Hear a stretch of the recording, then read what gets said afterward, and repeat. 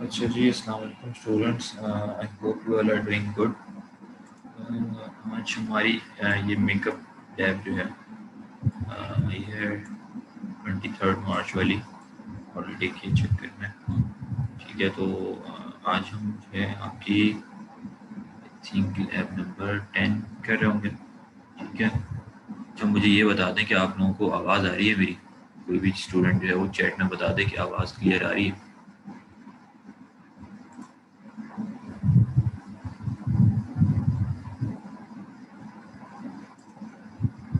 ठीक है। अच्छा, हम लोगों को हमने लास्ट टाइम कौन सी लैब की थी?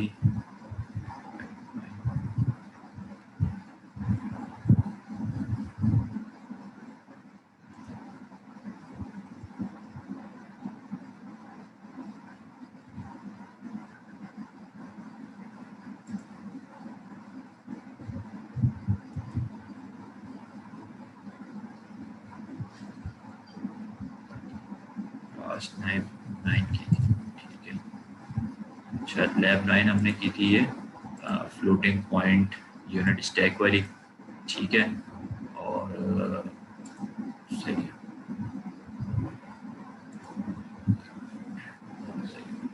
फ्लोटिंग पॉइंट यूनिट स्टैक की हमने लैब की थी।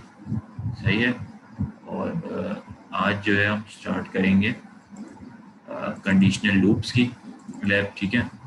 और इसको हम देखते हैं ज़रा।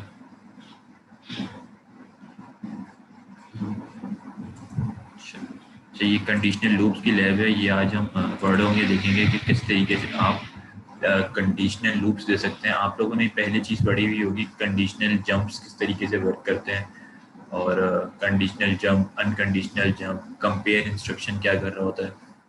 ठीक है, ये सारी चीज़ें आप लोग ने मेरे ख्याल से पढ़ी हुई हैं। ठीक है, पहले कि कंपेयर क्या कर रहा होता है, कंडीशनल जंप क्या कर रहा होता है, अनकंडीशनल जंप क्या कर रहा होता है। उसी से रिलेटेड आज की एक ये लैब है कंडीशनल लूप्स की। ठीक है, कि आप लूप्स जो क्रिएट कर रहे थे ECX रजिस्टर के थ्रू, तो अब आप अगर उसमें कोई कंडीशन देना शुरू कर दें तो वो किस तरीके से वर्क करेगा। ठीक है। अच्छा, इसको स्टार्ट करने से पहले हम अटेंडेंस आप लोगों की कंडक्ट कर लेते हैं।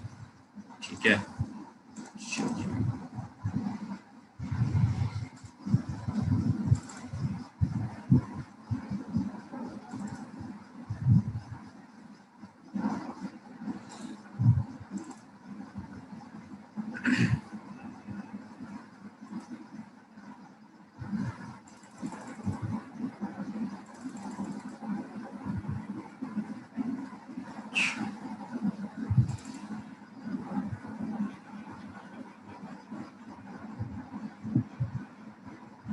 सब वीक चल रहा है।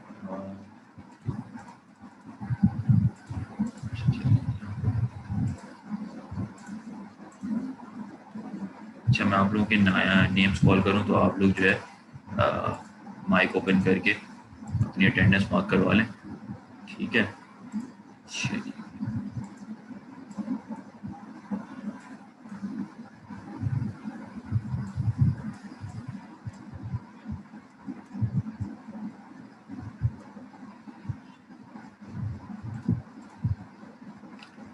जी, अरसलान अहमद। अरसलान अहमद खान।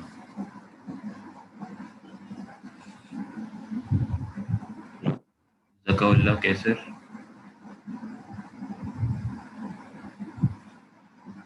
अदील वहीद। जी, अदील वहीद। अच्छा, गालिब ताहिर। गालिब ताहिर, ये भी एबसेंट हैं। Suhail. Suhail Israr. Suhail Israr. Hafiz Shaikh. Present sir. Usama sir. Humayun Ayaz. Humayun Ayaz. Mohammad माज।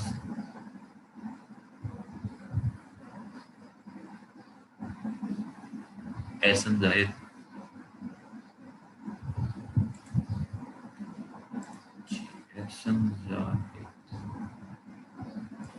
सैयद फरजान, जी सैयद फरजान।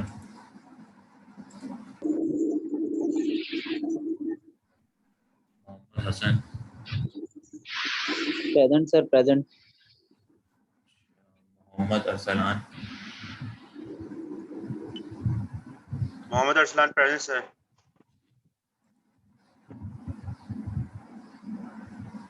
अच्छा, समीर, सर फरजान ने चैट में मैसेज किया है प्रेजेंट का।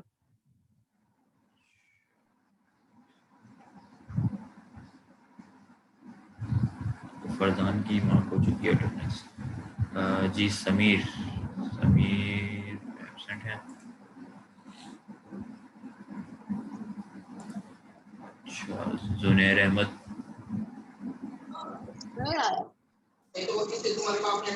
कल कैसे पढ़ा हुआ जुनैर अहमद, मोहम्मद शायान, मोहम्मद हसन,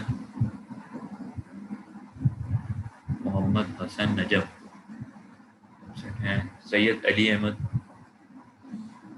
सैयद अली अहमद शाह,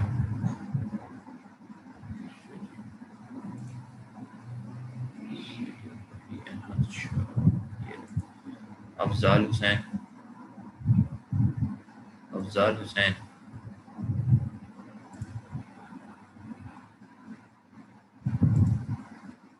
अफजाल। आप लोग माइक ओपन करके जो है ना वो अपनी प्रेजेंट मार्क करा लें, ना चैट मुझे बार बार ओपन करनी पड़ रही है ताकि ये पता भी लग जाए कि कौन है। सर मेरी भी लगा दें प्रेजेंट 10324।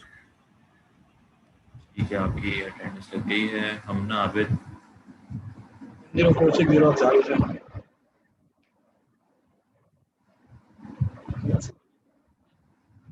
जी Hamna Abid, present sir. Zarlish Abid, present sir. Laiba Murtaza, present sir. Farzam Hasan, present sir. दो फरजान हैं हमारी क्लास में। एक फरजाम है और एक फरजान है। अच्छा, अब्दुल्ला इदरीस, अब्दुल्ला हरीस, जी अब्दुल्ला। अच्छा, Abdul Rafay, present sir. Hina Qamar, present sir. Mohammad Ibrahim,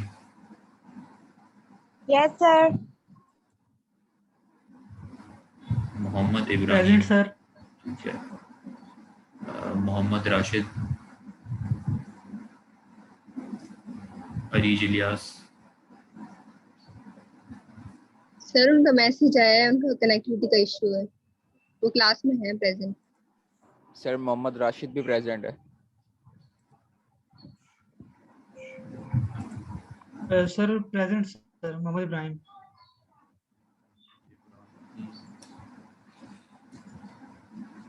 ठीक है।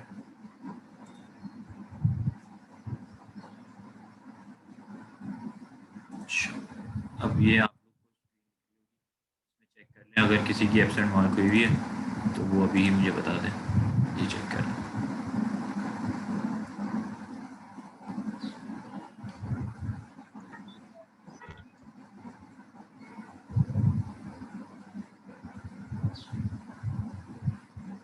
ठीक है, ये 10 स्टूडेंट्स एब्सेंट हैं। एक शायान, जुनैर, समीर, ठीक है, और माज, हुमायूं, शुहेब और ये ऊपर के जितने, ठीक है।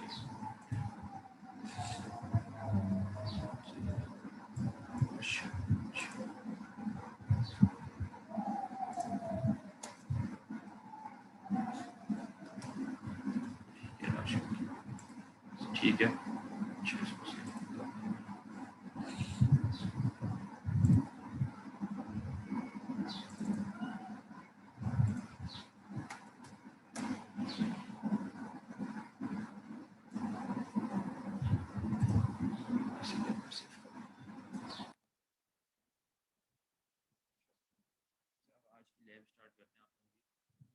आज की लैब में हम जो है कंडीशनल लूप पढ़ रहे हैं। आप लोग पहले ये सारी चीज़ें पढ़ चुके हैं।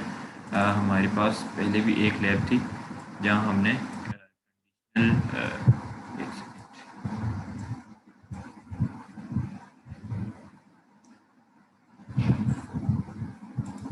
यहाँ पे हमने कंडीशनल स्टेटमेंट्स वगैरह देखी थी, ठीक है। यहाँ हमने कंडीशनल स्टेटमेंट्स में देखा था कि अनकंडीशनल जंप किस तरीके से काम करता है, कंडीशनल जंप किस तरह काम करता है, ठीक है। और कंपेयर इंस्ट्रक्शन क्या कर रहा होता है। कंपेयर इंस्ट्रक्शन बेसिकली आपका डेस्टिनेशन में से सोर्स को माइनस कर रहा होता है, ठीक है। और कंपेयर बेसिकली आपको दोनों को कंपेयर करता है, इस दोनों को, और उसके बाद आप जंप का इंस्ट्रक्शन परफॉर्म करते हैं, कोई भी कंडीशनल या अनकंडीशनल जंप यूज़ कर रहे होते हैं, ठीक है। और ये आपको माइनस करके लेकिन डेस्टिनेशन में चेंजिंग नहीं कर रहा होता। इस यही काम सब्ट्रैक्ट भी, यही काम सब का जो होता है आपके पास निमोनिक, सब वो भी यही फंक्शन परफॉर्म करता है, सब माइनस का, यानी सोर्स में से डेस्टिनेशन, लेकिन डेस्टिनेशन में चेंजिंग आ जाती है। कंपेयर सिर्फ आपको कंपैरिजन करके जंप के अंदर इंस्ट्रक्शन परफॉर्म कराने के लिए काम आ रहा होता है, लेकिन वो डेस्टिनेशन और सोर्स में चेंजिंग नहीं करता सिर्फ, सही है। बाकी ये चीज़ें हम पढ़ चुके हैं पहले भी कि अनकंडीशनल जंप कहाँ यूज़ होता है और कंडीशनल कहाँ होता है। कहीं भी हमने अनकंडीशनल जंप यूज़ करना हो तो हम सिर्फ क्या करते हैं, JMP का इंस्ट्रक्शन यूज़ करते हैं। JMP यानी कि जंप और उसका आगे लेबल।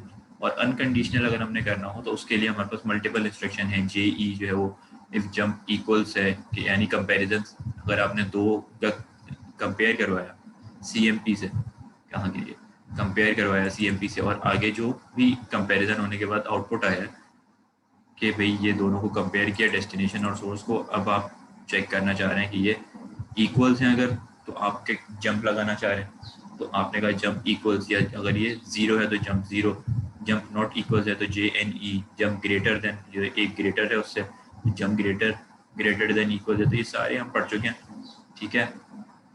तो इन्हीं से रिलेटेड आज की ये हमारी लैब है कि ये तो हम कंडीशनल जंप्स और अनकंडीशनल जंप्स देख रहे थे। अभी हम देख रहे हैं कि कंडीशनल लूप किस तरह काम करता है। तो बेसिक लूप हमारे पास क्या कर रहा होता है, लूप हमारे पास आइटरेटिव स्टेटमेंट्स के लिए यूज़ होता है, ठीक है। और लूप के अंदर आप लोगों को ये बात पता है कि हम ECX रजिस्टर यूज़ करते हैं। ये ECX क्या करता है, ECX एक काउंटर रजिस्टर होता है, ठीक है। ये किस पे वर्क करता है, वर्क्स ऑन माइनस माइनस, यानी कि माइनस माइनस इंस्ट्रक्शन पे काम करता है। आपने ECX का काउंटर की वैल्यू जो भी दी, सपोज अगर आपने 10 दी ECX की वैल्यू, तो क्या होगा, हर आइट्रेशन पे माइनस माइनस होगा, ठीक है। और ये ग्रेटर देन 0 के ऊपर चलता है, यानी कि ग्रेटर देन 0 पे चलता है। अगर आपकी वैल्यू 0 आ गई तो ये लूप ब्रेक कर देगा।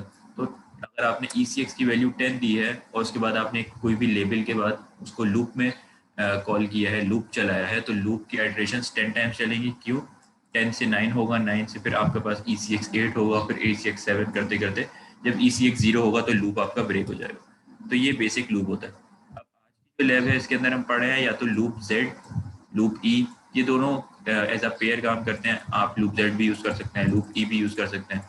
Z क्या है, लूप 0, यानी कि लूप की कंडीशन में अगर 0 है तो ये आप काम करिए, कंडीशनल लूप है, जाहिर है सिंपल लूप नहीं है, तो लूप के आगे Z भी है, यानी कि लूप की वैल्यू अगर रिटर्न हो रही है 0 तो क्या ऑपरेशन परफॉर्म हो, या लूप की वैल्यू एम्प्टी है NZ है, यानी कि नॉट 0 है, या फिर NE है, नॉट एम्प्टी है। ये भी दोनों पेयर में यूज़ हो रहे होते हैं। अच्छा, ये दोनों एक दूसरे के अपोजिट हैं, यानी कि लूप Z यानी कि लूप 0 और लूप नॉट 0, ठीक है, और लूप एम्प्टी और नॉट एम्प्टी। तो ये हम पढ़ होंगे कि आज लूप में कंडीशनल लूप्स जो हैं, सादे लूप्स तो हम पढ़ चुके हैं, कंडीशनल लूप्स किस तरह वर्क कर रहे होते हैं और हम ये किस तरीके से इसमें आइट्रेशन परफॉर्म करते हैं। तो एक मिनट आप लोग वेट करें। हाँ,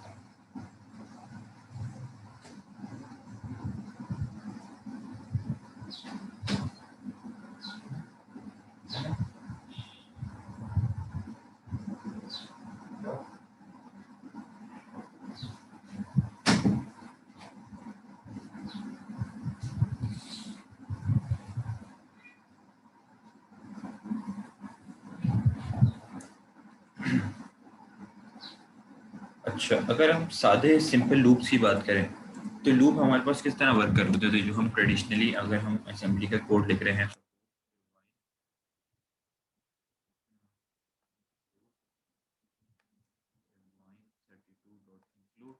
ठीक है। फिर हमने क्या किया, dot data segment, dot code segment, main procedure, ठीक है, और एग्जिट मेन हेड प्रोसीजर और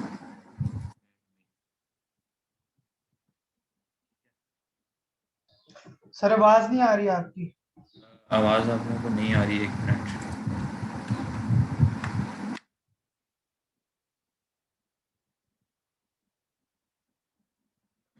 अभी बताएं, अभी आ रही है आपको आवाज़? कट रही है सर। बाकी सबको भी नहीं आ रही क्या आवाज़? सर आवाज आ रही है आप? नो सर, आवाज में बहुत डिस्कशन हो रही है।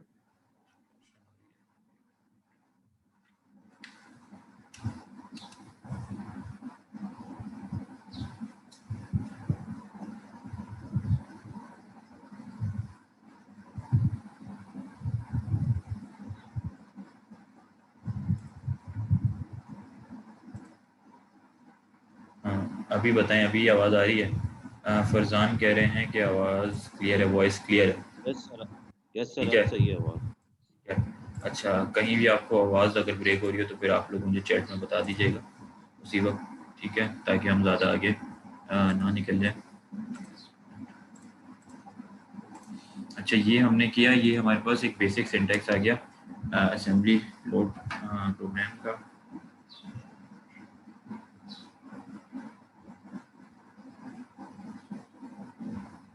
अब हम इसमें क्या करते हैं, अगर हमने सिंपल लूप क्रिएट करना हो तो हम क्या करेंगे, ECX काउंटर का इस्तेमाल करते हैं। अगर हम कहते हैं मेन प्रोसीजर में आ जाते हैं, ठीक है, यहाँ हम करते हैं मूव ECX, यानी कि हमारा लूप का काउंटर है 5 टाइम्स लूप में चलना चाहिए। और हम कह देते हैं मूव ऑपरेशन क्या परफॉर्म कराना है, EAX। एक लेवल हम क्रिएट कर देंगे L1, ठीक है, और लेवल में क्या हो रहा है, कॉल राइट इंटीजर, ठीक है, और यहाँ हो रहा है इंक्रीमेंट EAX, ठीक है, और यहाँ हो रहा है लूप।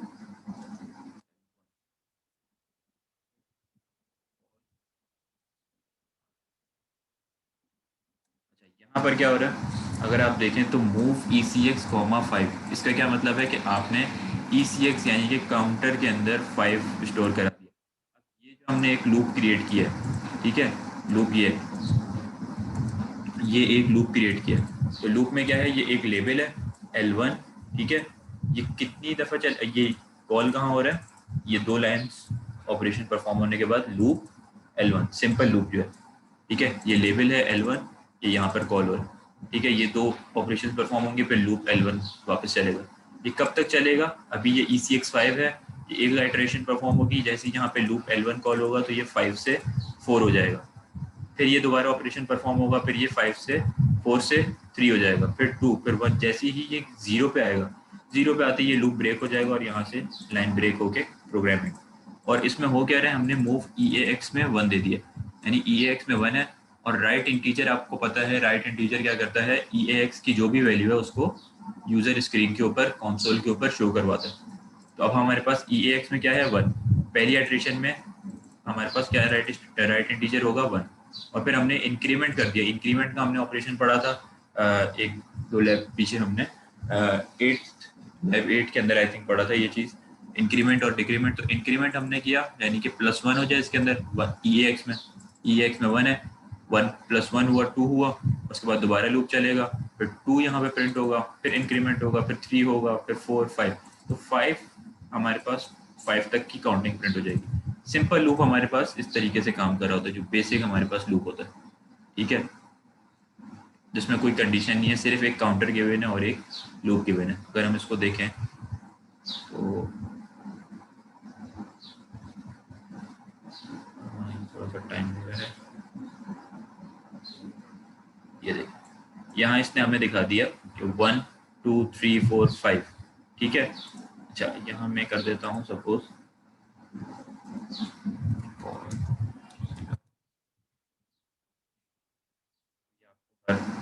हाइड्रेशन जो है वो नेक्स्ट लाइन पे दिख जाएगी, ठीक है। ये सिंपल लूप तो इस तरह काम कर रहा है कि पहले EAX 1 था, पहले लेवल 1 के अंदर गया, ठीक है, और ये इसने 1 प्रिंट कर दिया। ECX 5 था, जब ये इंक्रीमेंट हो गया 2 हुआ, 1 जो है वो 2 हो गया और 5 जो था वो 4 हो गया, ठीक है। फिर ये 2 प्रिंट हुआ, फिर 4 3 हो गया और ये 3 प्रिंट हो गया।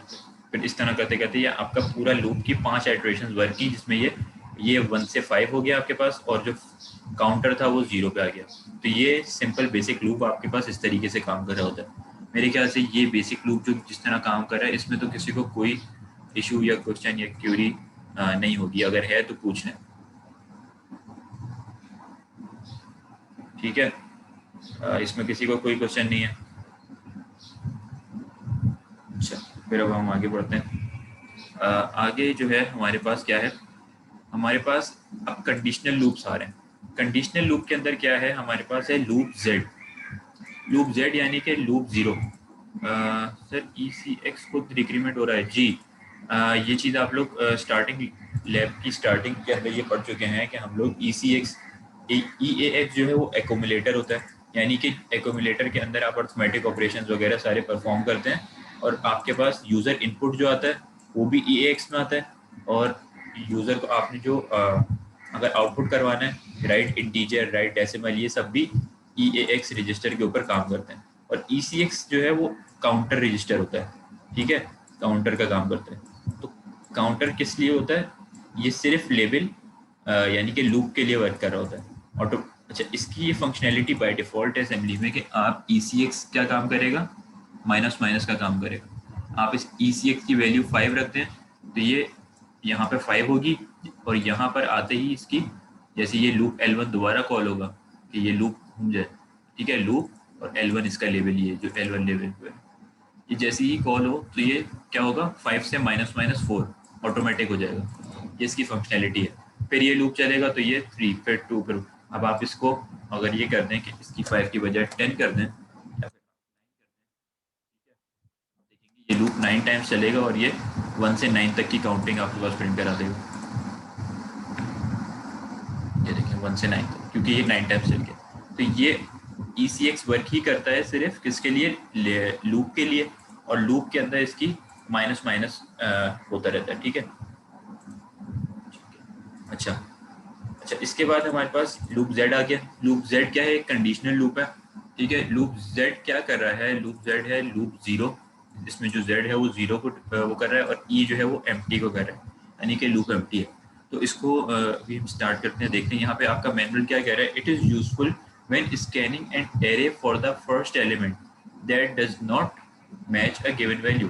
तो लूप Z हम कहाँ यूज़ कर रहे होते हैं, जब भी हम कोई एरे है हमारे पास सपोज मल्टीपल वैल्यूज़ का, उसके अंदर हम उस कोई भी एक वैल्यू सर्च कर रहे हैं या फिर कोई वैल्यू को हम चेक करना चाह रहे हैं, ठीक है।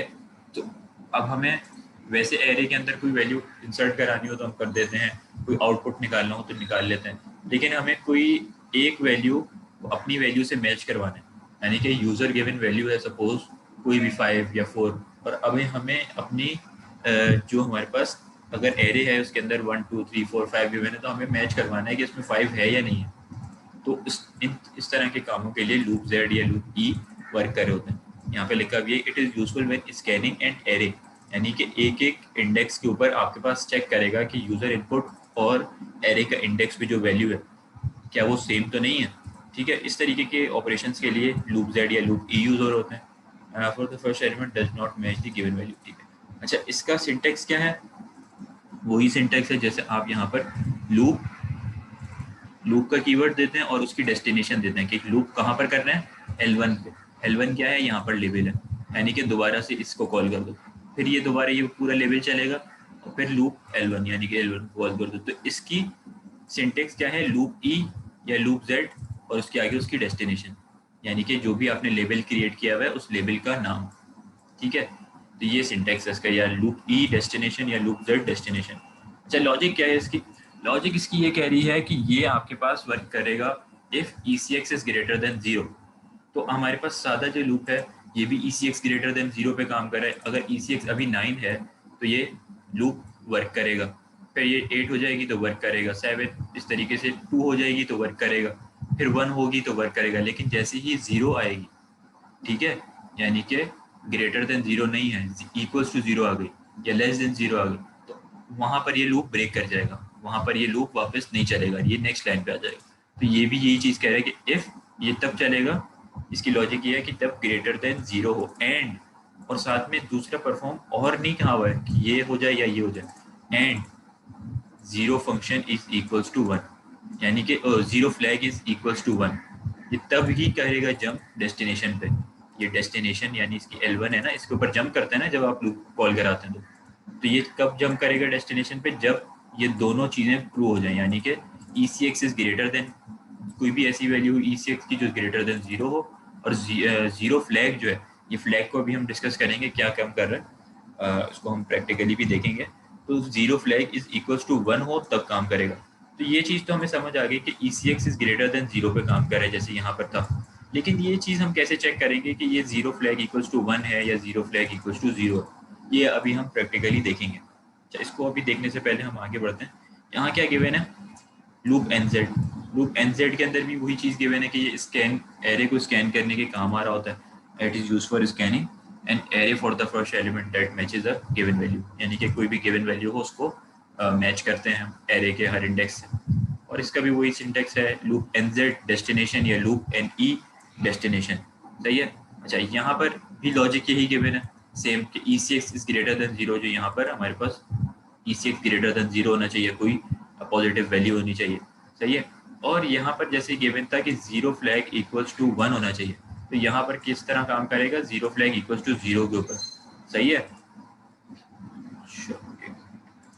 ये काम करेगा 0 फ्लैग इक्वल्स टू 0 पे, क्योंकि ये नॉट 0 है, लूप NZ है या फिर लूप NE है, यानी कि लूप नॉट एम्प्टी या लूप नॉट 0, तो ये 0 फ्लैग के 0 होने पे काम करेगा। ये अब किस तरह हो रहा है, ये फ्लैग की वैल्यूज हम किस तरह चेक करते हैं, ये भी हम प्रैक्टिकली एक एग्जांपल में देखेंगे। एक मिनट आप लोग वेट करें।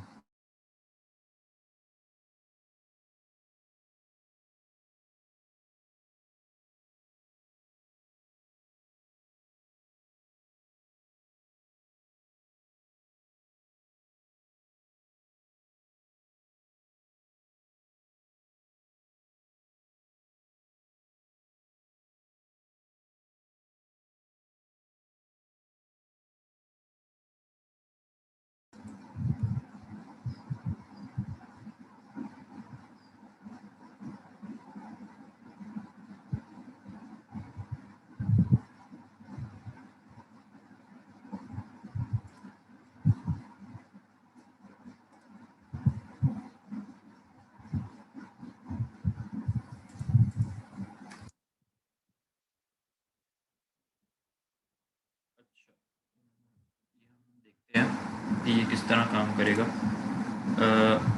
वॉइस सर, वॉइस नहीं आ रही, वॉइस आ रही है आप लोगों को, मुझे बता दें चैट में।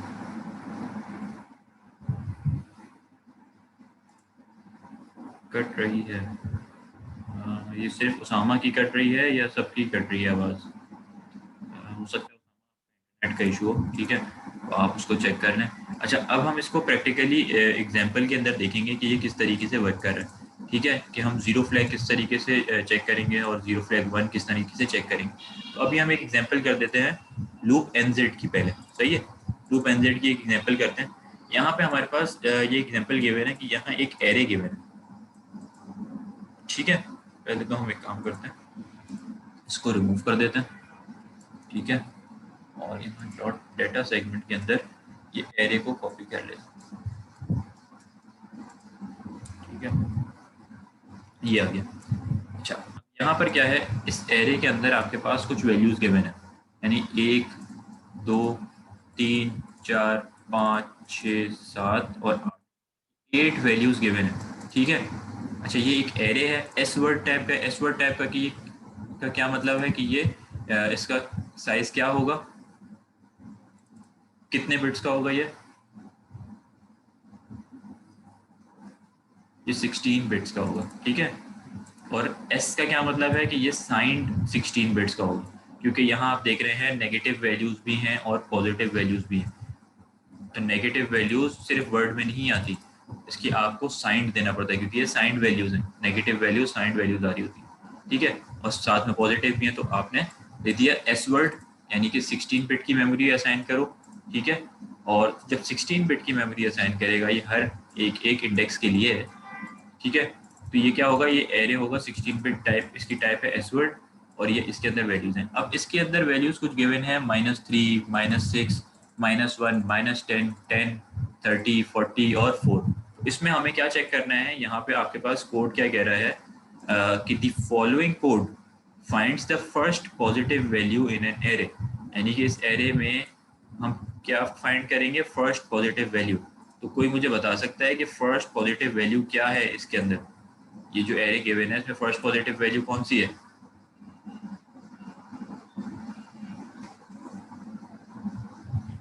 जी, इसमें इस एरे के अंदर फर्स्ट पॉजिटिव वैल्यू कौन सी है?